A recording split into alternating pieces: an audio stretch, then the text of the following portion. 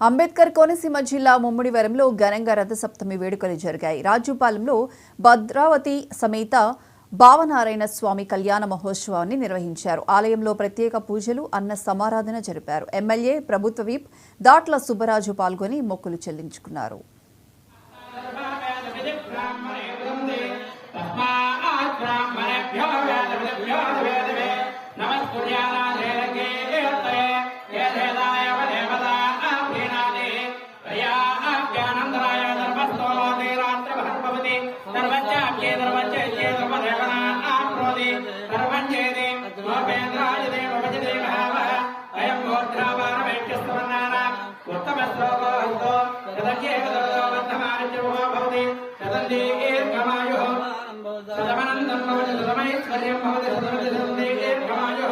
आयद्धा